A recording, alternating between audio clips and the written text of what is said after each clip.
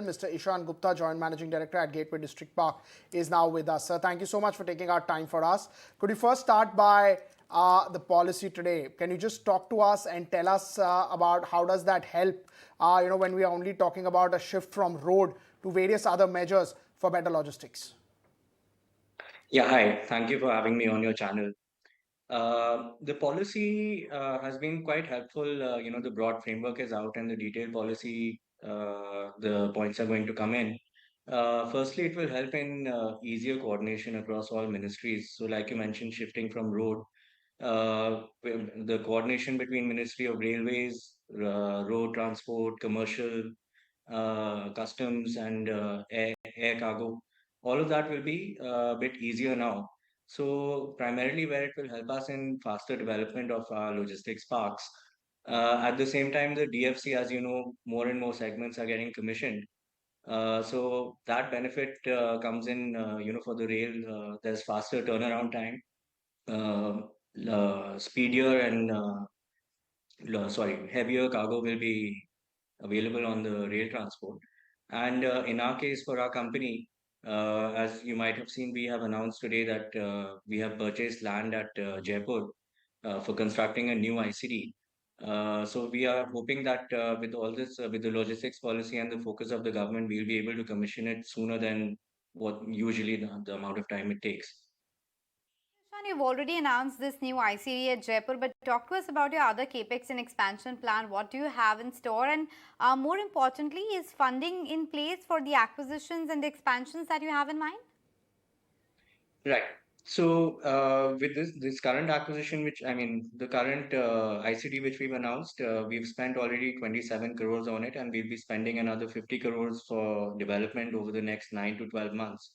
Apart from that, we are also looking at two new terminals in the near term, say 12 to 18 months, and we are looking at an outlay of 250 crores for that. And if you look at a broader horizon of say around 3 years, we'll be going up to anywhere between 450 to 500 crores.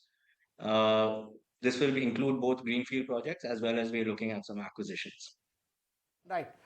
Sir, can you just talk to us about, how are you planning to reduce cost? I mean, it was very clearly told in the policy that XYZ is the percent of the cost and they aim to do it. So, all the sectors, all the companies involved, all larger players like you have to go ahead and do this.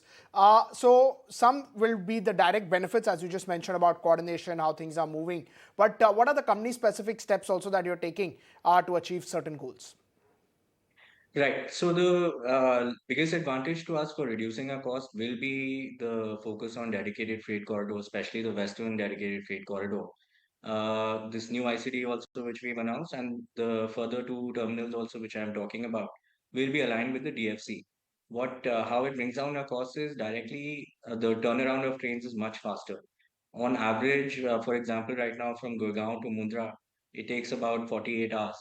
And we have seen during the COVID times when there was no passenger traffic, we were as fast as 22 hours.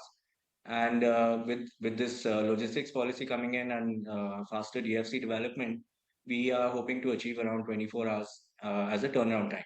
So asset will sweat, and we'll be able to bring down costs because of that.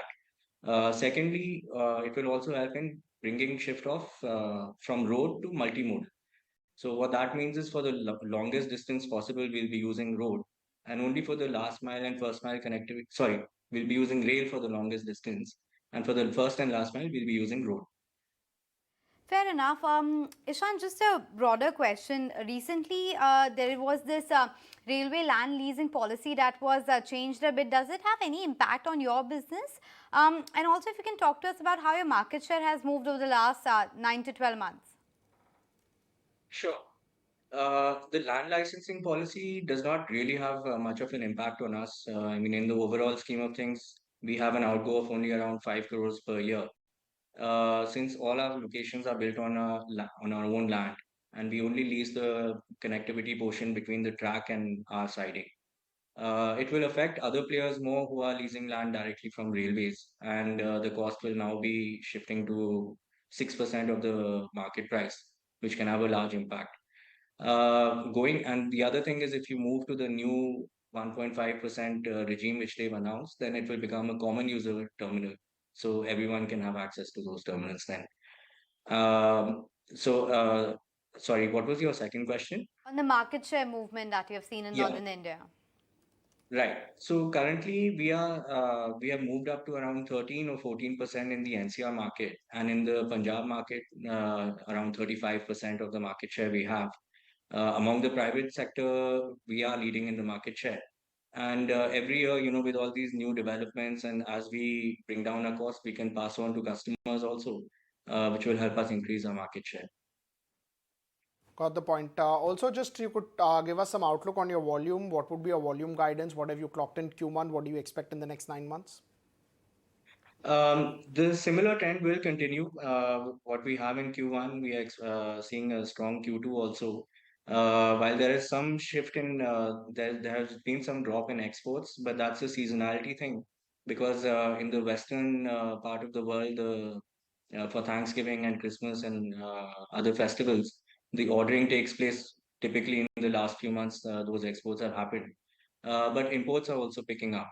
So we are seeing a growth, and towards the year end, and with the addition of the new terminals, we are going to see double-digit growth in our volumes and revenue. Okay, so double-digit growth in volumes and revenue. On that positive note, we let you go, Ishaan, today. Thank you so much for making time and speaking with Thank ETR. you. Okay.